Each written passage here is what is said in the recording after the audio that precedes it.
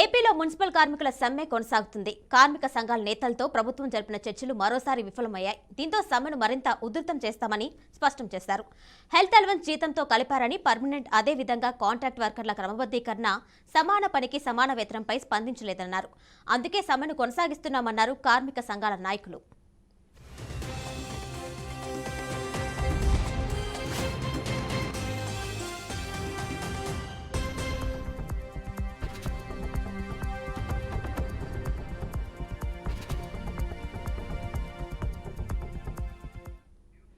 అయితే కార్మికుల సమ్మెతో కాలనీలో కంపు కొడుతుంది. ఎక్కడికక్కడ చెత్త పేరుకుపోవడంతో జనం తీవ్ర ఇబ్బందులు పడుతున్నారు. రోజు రోజుకు జమ అవుతున్న చెత్తను తరలించేవారు లేక జనాలు రోగాల పాలవుతున్నారు.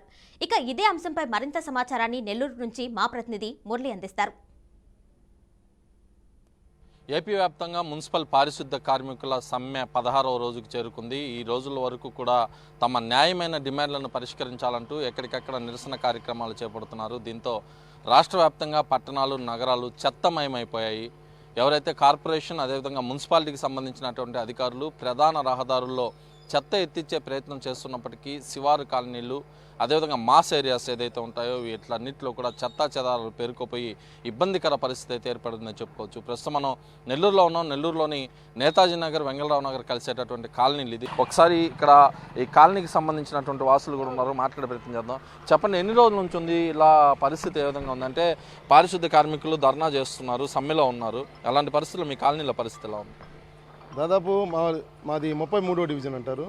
మేము ఇక్కడ మా 33వ డివిజన్లో కార్పొరేటర్గా వ్యవహరిస్తున్నాము. మా మిస్సెస్ కరణం మంజుల, వాళ్ళ హస్బెండ్ నేను. దాదాపు 33వ డివిజన్ అంటే ఒక Netaji Nagar, Vengalrao Nagar, A block, B block, C block ఈ ప్రాంతాలు ఉంటాయి. దాంట్లో భాగంగా ఇక్కడ ఉండేది చాలా పేదవాళ్ళు ప్లస్ నిత్యం పనులు చేసుకునే వాళ్ళు నివసించేవాళ్ళు. ఇక్కడ ఆల్రెడీ సీజనల్ వ్యాధులు కూడా మున్సిపల్ కార్మికులు గత 16 రోజుల నుంచి కూడా సమ్మె చేపడుతున్నారు. వాళ్ళు అడిగే దాంట్లో న్యాయం ఉంది.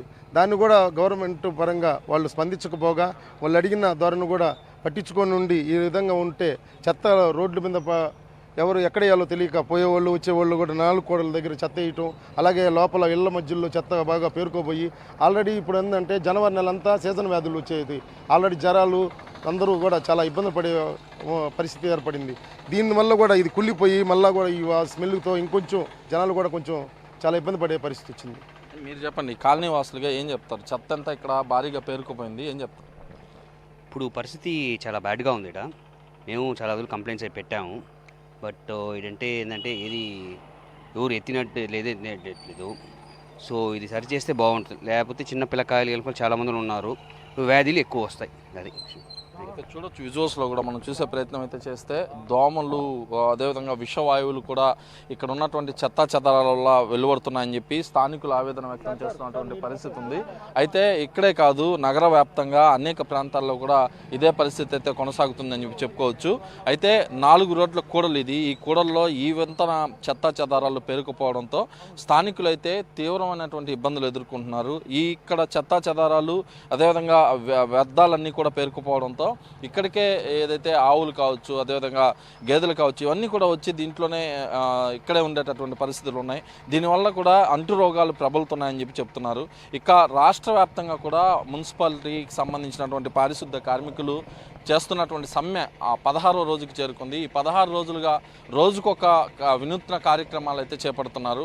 ఈ క్రమంలో రాష్ట్ర ప్రభుత్వం వెంటనే స్పందించి మున్సిపాలిటీకి సంబంధించినటువంటి ఉద్యోగుల న్యాయమైన డిమాండ్లను అయితే పరిష్కరించాలని చెప్పి కోరుతున్నారు. ఒకవేళ అలాంటి పరిస్థితులే కనుక లేకపోతే ప్రభుత్వం వెంటనే ఎవరైతే సచివాలయ ఉద్యోగులు గతంలో అంగన్వాడీల కేంద్రాలను ఎలా అయితే హ్యాండ్ ఓవర్ చేసుకున్నారో అదేవిధంగా కూడా ఇక్కడ హ్యాండ్ ఓవర్ చేసుకోవాలని చెప్పి అడుగుతున్నటువంటి పరిస్థితి ఉంది. ఏదేమైనప్పటికీ నెల్లూరు జిల్లా వ్యాప్తంగా నగరాలు, పట్టణాల్లో చెత్తమయమైపోయి దుర్గంధం వెదజల్లుతున్న పరిస్థితులు ప్రస్తుతం కనిపిస్తున్నాయి. వీడియో జర్నలిస్ట్ జోషితో కలిసి మురళీకృష్ణ, బీఆర్కే న్యూస్, నెల్లూరు నుంచి.